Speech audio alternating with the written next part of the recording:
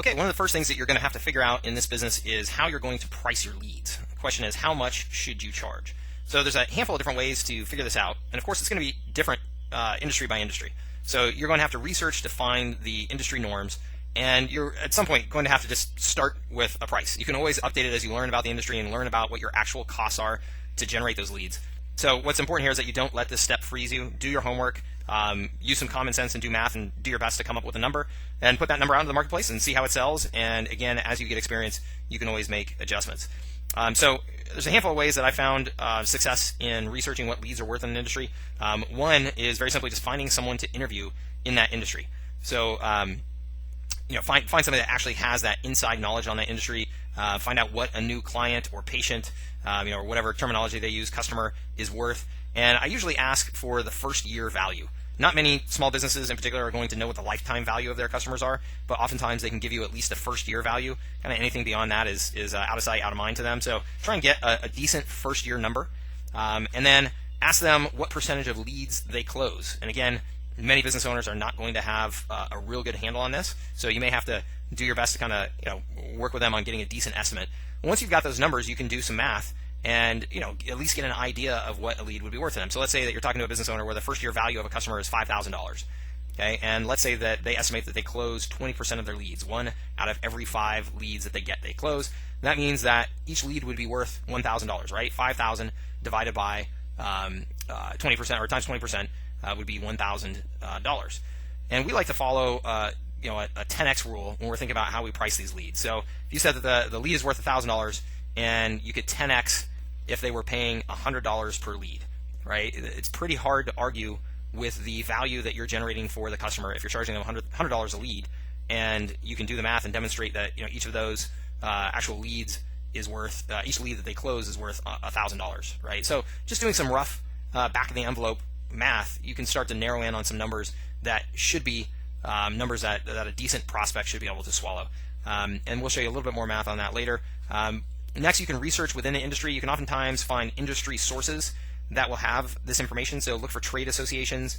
They'll often publish reports on what a customer is worth or a client or a patient and what leads are worth, or some of the data that will allow you to calculate, again, a kind of back of the envelope number where you'll at least get pretty close. You may be able to find competitors in your industry, and maybe you can do a little bit of guerrilla research and get them to give you a proposal, and you can see how much they're charging per lead. And then there are lead marketplaces out there, right? The CPA markets. Marchex is actually a big lead generation marketplace. They do phone call lead generation for a variety of industries. So there are some sources out there that you can dig into and you can find some pricing. And then there's good old Google, right? I just did a search for how much are financial planning leads worth, just to pull up a new industry and see what I could find. And sure enough, just on page 1 of Google, I found this article, how one firm is supposedly cracking the lead generation code for the financial planning industry. These guys have apparently just absolutely blown up.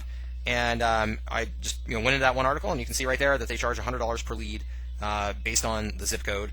And so just right there in 5 minutes of research, I was able to find a per lead value for the financial planning industry. So just doing some good old Google research and just being resourceful and talking to people in the industry, you're going to be able to come up with a number pretty quickly. So that goes back to how much should you charge, though? I would say charge no less than the industry norms. If you find some industry norm as to what those leads are worth, charge no less than that.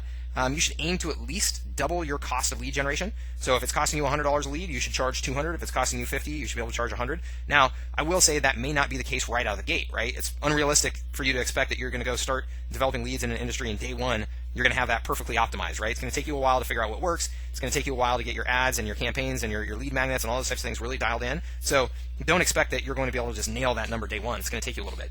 Finally, I would say on pricing these leads, you have an information advantage. Okay, most of your clients, most of your small business clients in particular, are going to have no clue what others are charging for leads in this space. So you have an information advantage. You can use that to your advantage. You can charge more than maybe what's being offered out there in some of these larger, more efficient marketplaces. And then you can always start high and negotiate your way down, right? If you find that you need to be able to charge $100 per lead, maybe you go out there and start at $150 or $125 and give yourself some negotiating room. Okay, but again, you do have an information advantage, and that is something that you should certainly take advantage of. And again, I go back to this idea of 10x pricing. So ideally, you're generating 10x the value of what you charge, so it's a no-brainer. This is kind of one of those rules that we've learned to try and live by in our businesses. If we feel like we can deliver 10x the value of what we're charging, then the far majority of the people that we're working with are going to be very happy with the services that we're providing, and they're going to stick around for a long time.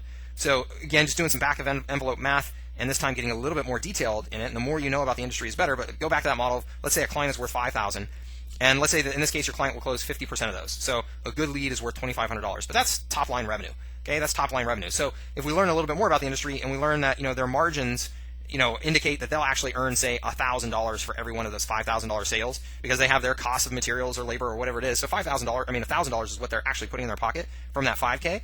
Then you may charge $100 per lead. That's 1/10 of the profit that that they're going to put into their pocket. That would be 10% of their earnings being spent on lead generation, or what does that work out to? 100 is 2% of the revenue that they're actually generating. So pretty darn easy for any reasonable business owner to be able to swallow those numbers, and that's what you're looking for. I mean, if you can generate leads that deliver that 10x value, and you can look at a business owner with a straight face and say, hey, look, I know if you're closing even just a decent percentage of these leads that I'm bringing you, then you are easily covering the investment that you're making in me. That's the way that it's easy to sell a client and to keep a client long term. So just again, back of envelope, do those numbers, try and understand the world that you're selling into so that you can make your value proposition as attractive as possible.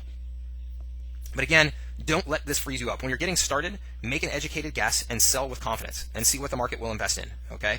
But don't let it stop you. You got to get out there and get going. Maybe on your first client, you underprice your leads pretty dramatically, and you kind of have to eat that. That's okay. You've got your first client. You're generating them leads. You've learned what it takes to generate leads in that marketplace, and now you can adapt. And most likely, if you're doing a good job for them, they'll be so satisfied that you'll be able to raise your prices to them after 3 months or 6 months or whatever it is doing business with them. So again, don't let this be too big of a hurdle. Do some initial research, make a good decision based off of some back of envelope math, and then get rolling.